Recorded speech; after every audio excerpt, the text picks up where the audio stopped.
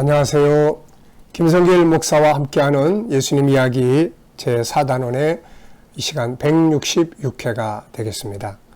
우리는 지금 마태복음 6장 25절로 34절을 중심으로 염려에 대한 문제들을 우리가 살펴보고 있습니다.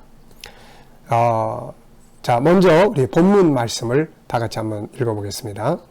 그러므로 내가 너희에게 이르노니 목숨을 위하여 무엇을 먹을까, 무엇을 마실까, 또 무엇을 몸을 위하여 무엇을 입을까 염려하지 말라. 목숨이 음식보다 중하지 아니하며 몸이 의복보다 중하지 아니하냐. 공중의 새를 보라.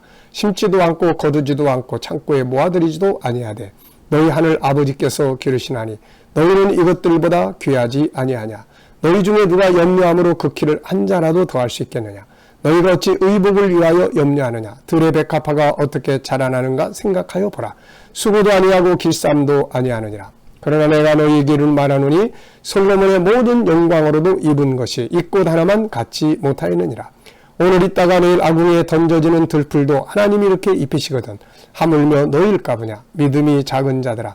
그러므로 염려하여 이르기를 무엇을 먹을까, 무엇을 마실까, 무엇을 입을까 하지 말라. 이는 다 이방인들이 구하는 것이라. 너희 하늘 아버지께서 이 모든 것이 너희에게 있어야 할 줄을 아시느니라. 그런즉 너희는 먼저 그의 나라와 그의 의를 구하라. 그리하면 이 모든 것을 너희에게 더하시리라.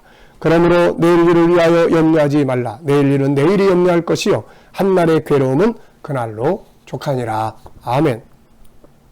자, 지금 염려와 고민을 해결하는 방법들에 대해서 말씀을 나누고 있습니다.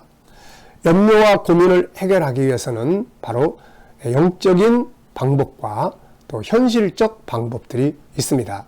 그래서 이 시간에는 먼저 이 영적인 방법들 가운데서 5가지를 소개하는데요. 그 중에 2가지를 함께 나누려고 합니다. 자, 야곱이라는 사람에 대해서 우리가 살펴봤습니다. 염려와 고민이 있지만 그러나 답은 분명히 있다.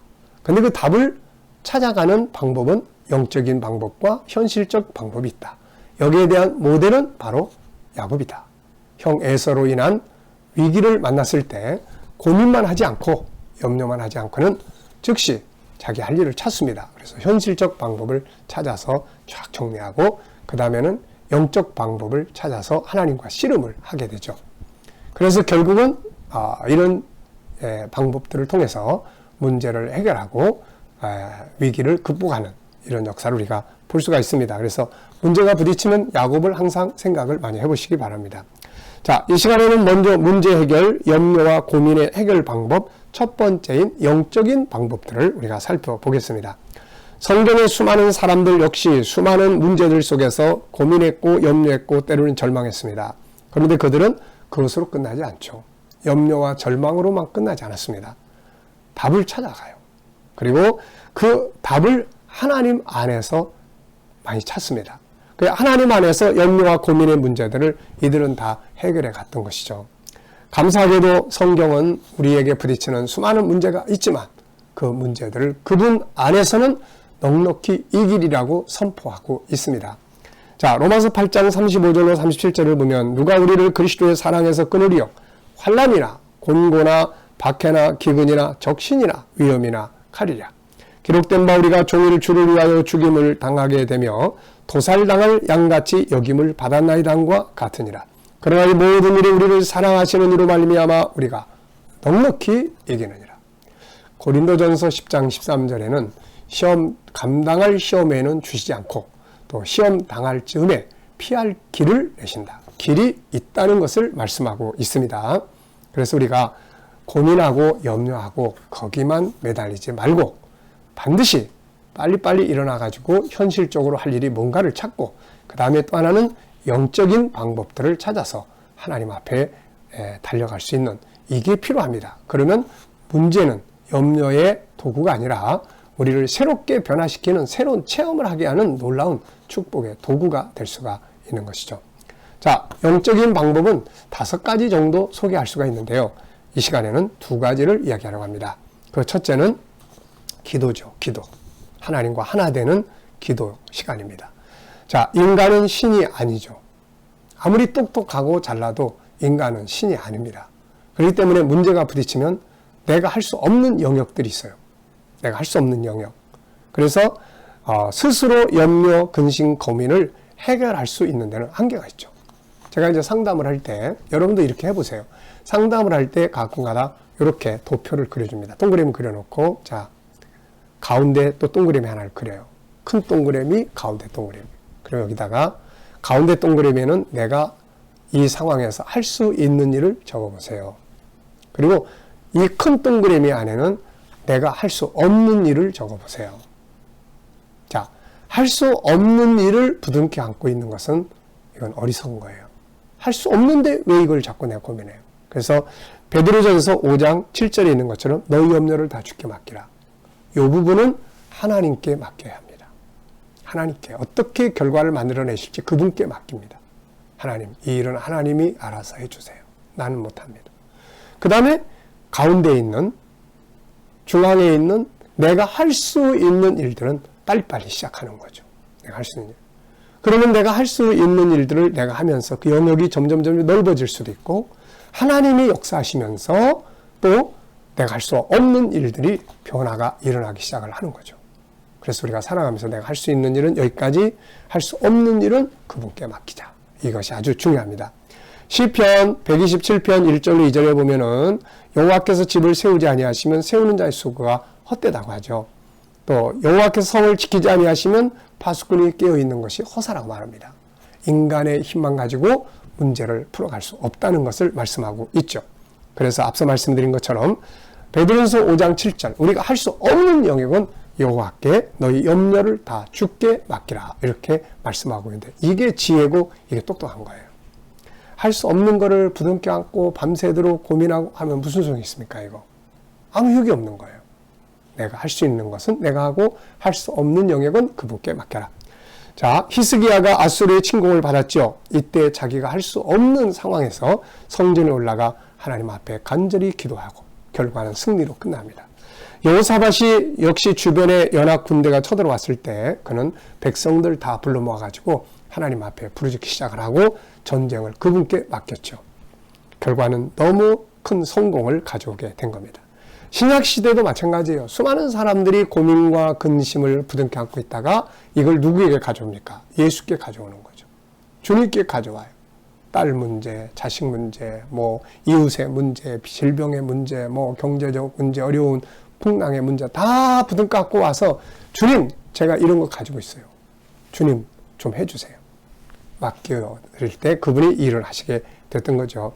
자, 그래서 시편 50편 15절에는 환난 날에 나를 부르라. 내가 너를 건지리니 네가 나를 영화롭게 하리라. 이렇게 말씀을 하셨어요. 환난 날에 문제가 생기면 하나님께 부르짖으라는 거죠.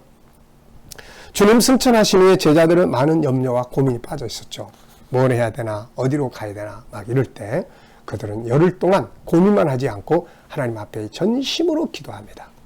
하늘에서 답이 왔어요. 성령이 임하시면서 그들이 안고 있는 모든 문제는 싹 해결이 됐던 겁니다. 자, 여러분, 하나님은 고민 속에서 우리가 붙잡을 수 있는 마지막 최고의 중요한 길이죠. 자, 그래서 우리가 어려운 문제 부딪히면 혼자서 고민 끙끙끙 앓지 말고 그분께 가지고 가라 하는 거예요. 자, 두 번째는 하나님의 말씀과 하나가 되는 거죠. 말씀에서 답을 찾는 거예요. 자, 시편 119편 105절에 보면 주의 말씀은 내 발의 등이요 내 길의 빛입니다. 이렇게 말씀을 했죠. 내 발을 비춰주는 거예요. 그래서 고민과 근심이 생겼을 때는 성경 안에 있는 하나님의 말씀에서 답을 찾아야 합니다. 이 답을 찾았을 때는 그 답을 암송도 하고 묵상도 하고 계속 그 말씀이 나를 지배하게 하는 거죠.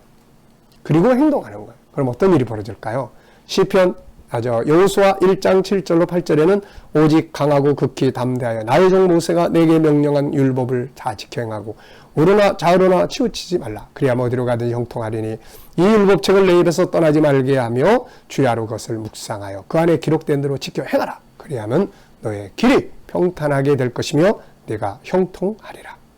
시편 107편 20절에는 그가 그의 말씀을 보내어 그들을 고치시고 위험한 지경에서 건지시는도다. 진리를 알지니 진리가 너희를 자유케 하리라. 염려와 근심 고민에서 우리를 자유케 할 수 있는 것 바로 하나님의 말씀에서 답을 탁 찾았을 때입니다. 우리가 세상 살아가면서 문제 없이 사는 사람은 한 사람도 없습니다. 모두가 다 살아가는 동안에 수많은 다양한 문제들을 만나게 되고 그 문제들 앞에서 염려하고 고민하고 근심하다가 몸을 해치고 마음의 병이 들고 육신을 해치고 삶이 망가지는 경우가 많아요. 그래서 우리가 병원에 가면 의사 선생님들이 제일 많이 하시는 말씀이 뭐냐? 스트레스 받지 마세요. 이렇게 해요. 스트레스 받지 마세요.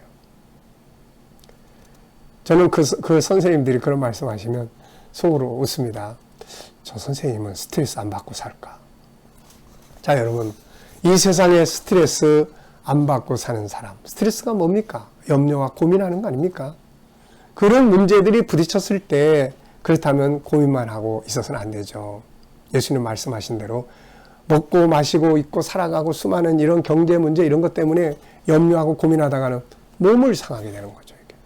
자, 해결 방법은 있습니다. 먼저 이 시간에 영적 방법 중에 2가지. 기도. 10년 동안 염려하기보다는 10분 동안 기도하는 것이 낫다. 어떤 분의 고백입니다. 참 중요한 이야기죠. 또 하나는 진리가 너희를 자유케 하는 거예요. 말씀 속에서 답을 찾아보시기 바랍니다. 이 시간 말씀을 여기서 마치겠습니다. 감사합니다.